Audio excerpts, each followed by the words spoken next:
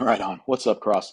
Okay, so what you got here is a transformation. Transformation is the general term for moving an object, or yeah, I guess that's what I would say is transformation is the general term for moving the object. Now, in this problem here, what you have is translation. Now, it's saying translate the blue triangle, so the triangle with all the coordinates negative 4, 5, negative 3, 4, negative 5, 3, using the vector 5, negative 4. Sounds crazy complicated. It's hella easy.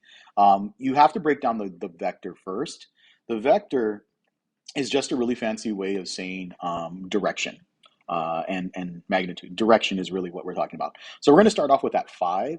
The first number of the vector just tells you that everything has to move either to the left or the right. So since the 5 is positive, we're going to move it 5 spaces to the right. That's all the vector means. So we're going to move all of the points. In other words, we're going to move the entire triangle 5 spaces to the right. And then we're going to use the second part of the vector, the negative 4, to move it up or down. If it was a positive, we would move it up. And if it's negative, we're going to move it down. So this one right here, let's start off with the 5. I'm going to take the entire triangle and I'm going to move everything 1, 2, 3, 4, and 5. And then we're going to use the vector 5, negative 4, the negative 4 part, to go 1, 2, 3, and 4. So this first point, the first point that we have right here, is going to move to right here. That's what it means by the transformation. Now, you're supposed to move all the points. Some people have found strategies to not do that. I'm going to go ahead and move all the points, but I might not show it as quickly. So I'm just going to go over 5 and then down 4. And that's going to give me a point right there. Now, this is going to get really messy if you show all those lines. So you might want to just count them out and find out where they go. So we know that that point's going to be right there. And then this one, we're going to go 5 to the right and down 4. So we know the point's going to be here, but that's messy. So I'm going to get rid of those lines. I'm going to put it right there. So when translating using the vector, remember the vector just tells you the first number is left or right. To the right means that that first number is positive. To the left means that first number is negative. And then using that same vector, the second number tells you whether or not you're going to move it up or down. If that second number, the pink number, is positive, you're going to move it up. And if it's negative, you're going to move it down. And what it does is it takes that blue triangle that we had right there and it moves it or translates it to that location right here. Now, one of the things you want to add on to this is that as you do this translation, the triangle, the blue triangle and the red triangle, are actually going to stay the same. What I mean by that is they are congruent to each other. This is our definition of rigid motion. It just means that the movement we embedded, the movement that we did, does not change the size of the object. It retains the object's length and angle measurements. So the object is still the same. All right. Now you had a second question is what happens with a dilation? I'm going to do a different dilation rather than do dilation of 4. So I am going to dilate, oops, sorry about that. Let's try this one more time. I am going to dilate the red triangle by a factor of 3. Now this is going to get a little messy because I didn't prepare this problem really, but what's going to happen is when you're dilating, all you're going to do is you're going to multiply all your x values by the factor that you're dilating by.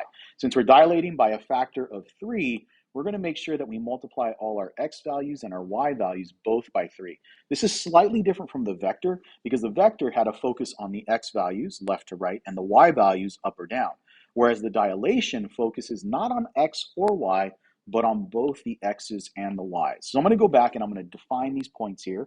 So that point is 2, 0.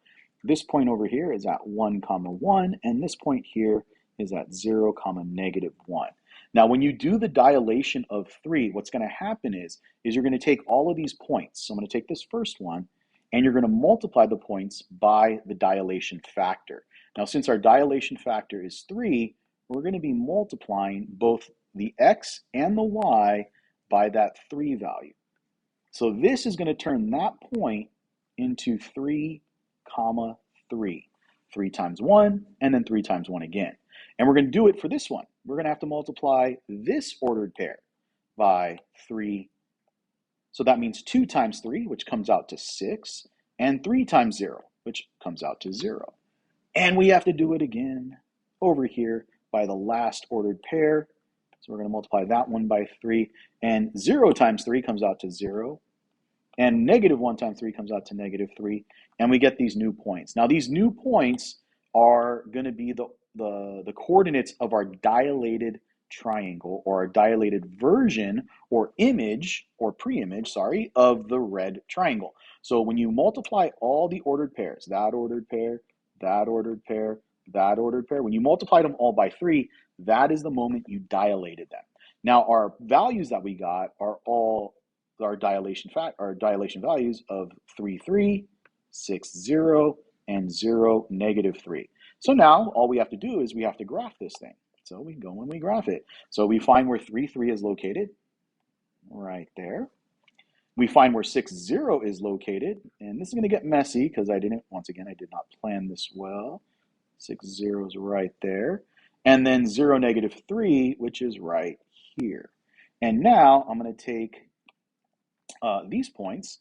Let's do this in green to match what we have here. And I'm going to connect it. Oh, croca. Okay, that's totally wrong. Sorry about that, cross. Let's try that again. So we're going to connect it here, here, and here. And we get our next triangle. Oh my gosh. Oh my goodness. Sorry. Malfunctions. And I'll just adjust it here. So we get that guy over there. We get that over there. Now, the question that I would ask the students at this point is the red triangle and the green triangle the same? And I think most students would say no, but they are similar. And that's the idea, is that when you do a translation, the first thing we did, the triangles stayed the same. They retained their shape. But when you do a dilation, what happens is the triangles don't retain their shape, but they do retain some of the qualities. We get like a smaller version and a bigger version. They're not congruent to each other, but they are by the math term, they are similar to each other. All right. If you have any other questions, hit me up and I'll be more than happy to help you out. All right. Talk to you later, Cross. Bye.